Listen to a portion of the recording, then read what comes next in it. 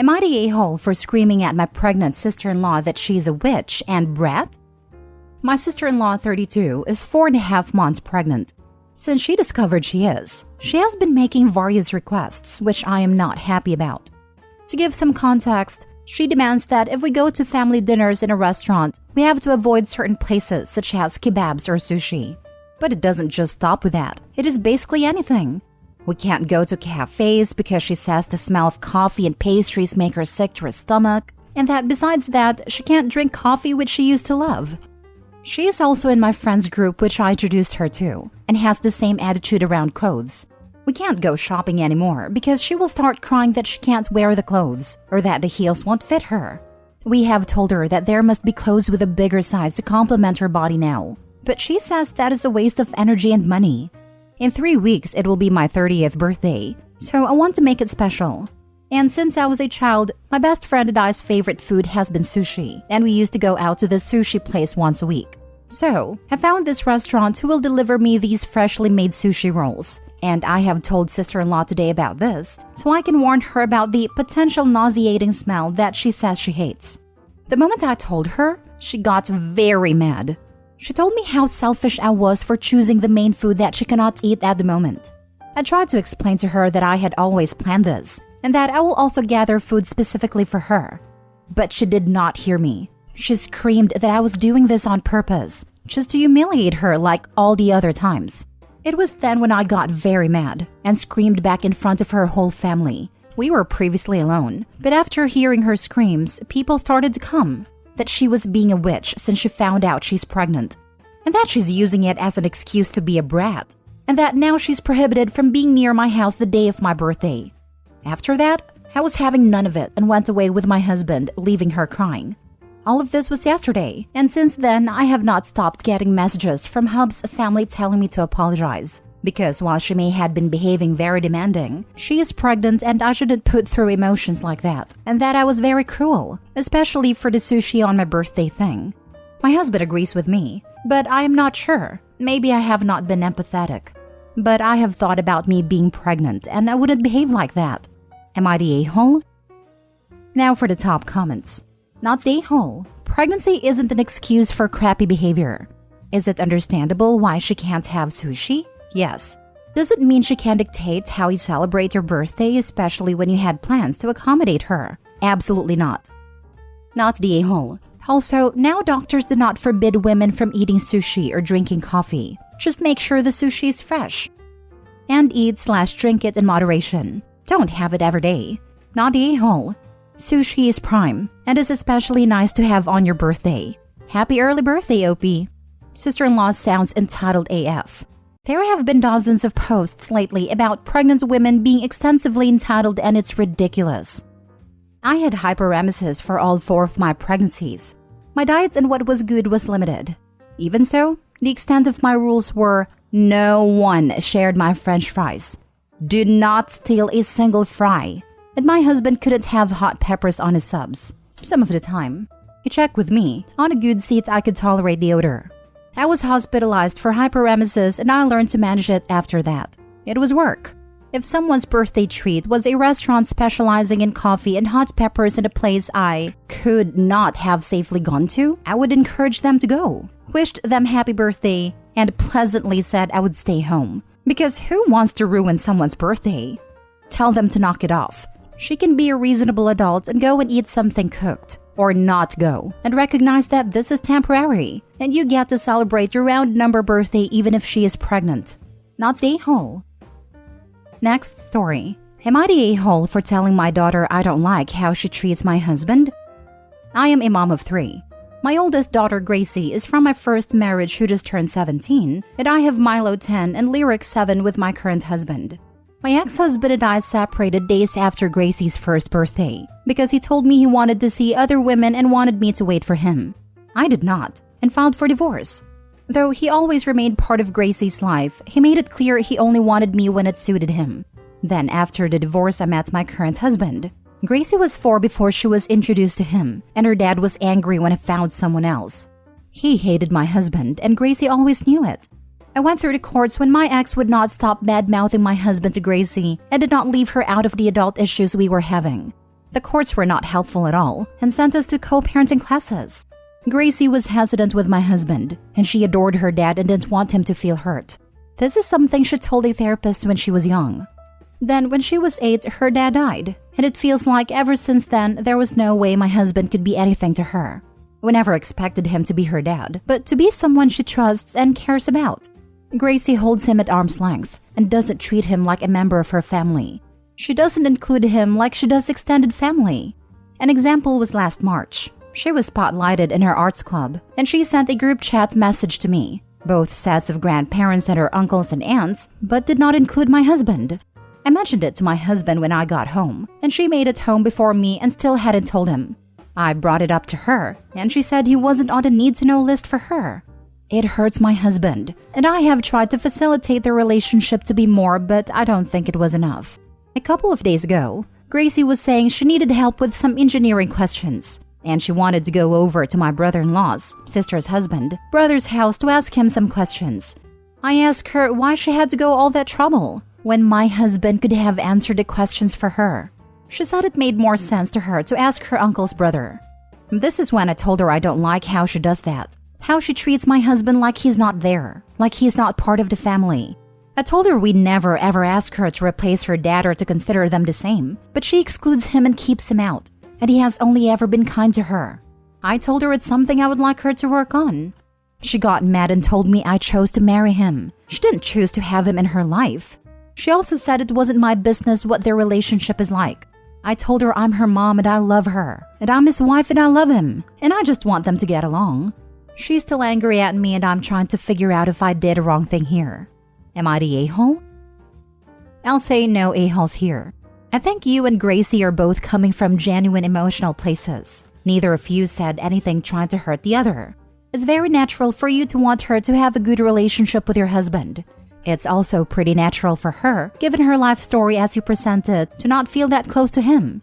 And while it would certainly be very nice if she did put in more effort with him, I don't think it should be required of her. Often, when a parent tries to steer their child towards something, the child will go the other direction. As hard as it might be, I think the subject should be dropped and accept Gracie where she's at. Maybe in time, without the pressure, she will develop the love and respect for the role her stepfather has provided. We can't change how others behave, just how we react to their behavior. Not the a-hole for what you said to her. Sadly, your ex may have completely poisoned Gracie's mind when she was very young, to where she's turned into this hateful teen towards your husband. I don't know if there's ever going to be recovery from this. And shame on the courts as well. I'm sorry you're having to be stuck in the middle on this. I'd say your now deceased ex is the true a-hole. It kills me that he managed to turn her against the idea of a relationship with my husband so well. I can understand being jealous to a point, but he's the one who wanted to be with others and expected me to wait around for him.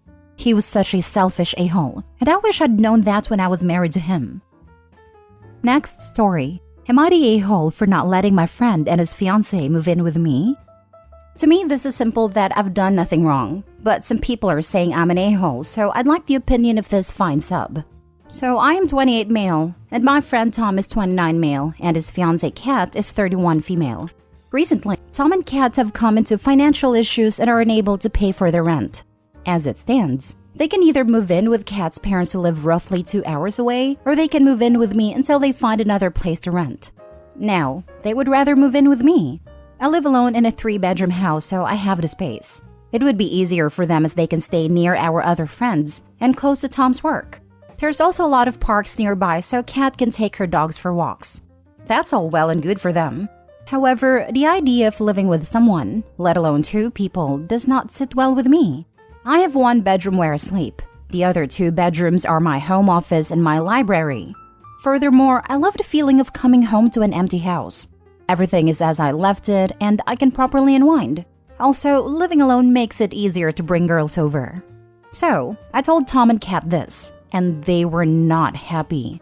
They called me selfish for not sacrificing for them, said a true friend would help. So I told them the blunt truth, that I would be happy to help Tom. He works full-time and would respect my space. But I did not want Kat to live with me. Reasons being, she doesn't work, so she would be in my home much more than me. Her dogs are inside dogs, and I don't want that at all. And I told them that Thomas told me privately he gets frustrated that he comes home from work and still has to prepare dinner and do most of the chores. I told Kat she's lucky she's with someone who tolerates her and loves her, but I'm not like Tom. I'm not dealing with it.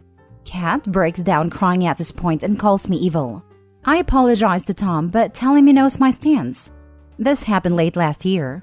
Right now, Tom and Kat are living with Kat's parents still, and I know it's hard for them. My mates know how Kat is and told me I did the right thing. However, people who are close to Kat are saying I'm a terrible person, and I put them in a situation which might ruin their relationship. So am I the a-hole for not letting my friend and his fiancée move in? Now for the top comments. Not the a-hole. They are. You don't owe anyone a place to live. And honestly, I would never ever let them stay even temporary. Kat seems like the person who would make you evict her to get her out once she gets her claws in. Opie, I would never under any circumstances let them live with you. And no one is entitled to the peaceful home you have created and paid for. I didn't even think of that. Fair point.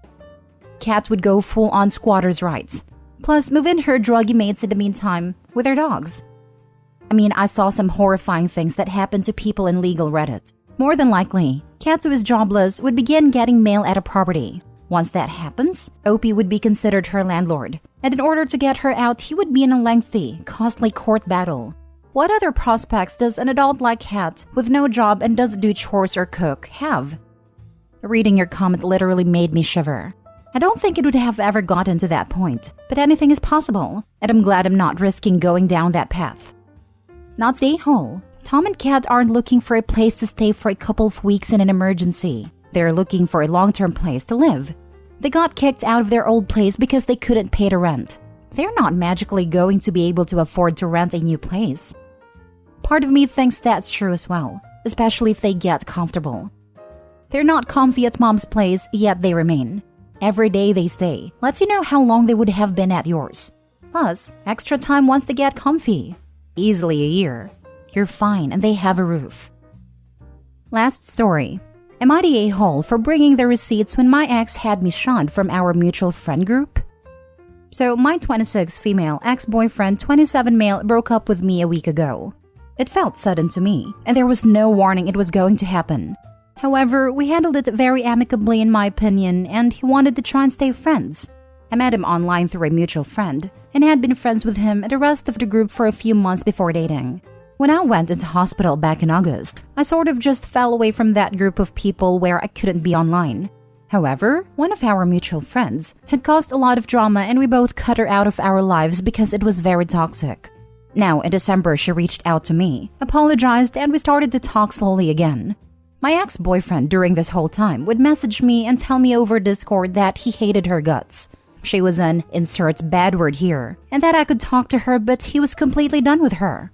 I'd always ask him about hanging out with other friends, or playing games with other people and encourage him to do so while I was sick and or offline. His responses were always, I don't really talk to anyone anymore, or I only want to talk/play with you. And when I dig deeper, he said they all just fell out of touch. Fast forward to the breakup. The first thing he does after our apparently amicable and no hard feelings talk was to go straight to that mutual friend he said he hated with a passion and tell her everything I ever did or said wrong in our relationship. He told her a private conversation we had where I jokingly brought up how often she cycled through flings and told her and every other mutual friend we had that I was the reason he stopped talking to everyone. That he was worried I'd get jealous or upset if he talked to/played with anyone else but me. Because, and I'm quoting him verbatim here, I know how I would feel in that situation and I didn't want to put you through that. I'm sorry, what? So this friend came for me hard over DMs and asked why I would say and do such things. I was shocked and extremely hurt. I never would ask/make someone give up his friends or isolate them from anyone, as this seems controlling and I didn't want that. But my petty self said, screw this. I went through our past conversations, took screenshots, and privately messaged everyone who told this BS to, apologizing that I was the reason they lost their friend. Then followed up with the pictures to prove he did this on his own and against my wishes. These photos may or may not have also shown the crap talk he said about that one mutual friend. He's been blowing up my phone since, asking how could I do that and call him out like that. All he wanted was a clean break and to get his friends back. and that I'm an a-hole for making them question him. I haven't responded because, in my opinion, he lied about me and our relationship to friends we both had, who then took his side no questions asked and kicked me out of their lives and Discord servers based off word of mouth. So guys, am I the a-hole for sending proof to our friends? So, not the a-hole. I can't even imagine how twisted he got himself to try and throw you under the bus like that. I assume it was his way of getting closure, but it was very cruel and so out of left field, especially since he was the one who broke things off. I'm sorry you have to deal with such short-sighted self-satisfaction, and hope you have a bright future ahead. Thank you very much. The experiences I've had this past week are making me realize the breakup is a blessing in disguise. Sounds like a situation I was in with online friends. The guy tossed me under the bus to make himself look good and me look bad. I let it go at a time, but over the months and weeks after, they'd ask me questions, and I'd just share a screen with them so they could see unedited Discord conversations. Your guy fooled around and found out. He got exactly what he deserved. Zero sympathy for him. You absolutely dodged a bullet, just like I did. Remember this going forward too. It's a life lesson, not a hole. I am so sorry you went through that. It's never good when someone tries to ruin a reputation. I'm technologically illiterate 99% of the time and wouldn't know how to edit anything on a laptop or PC if my life depended on it. All my screenshots were from my phone, and they knew immediately nothing was cropped or edited.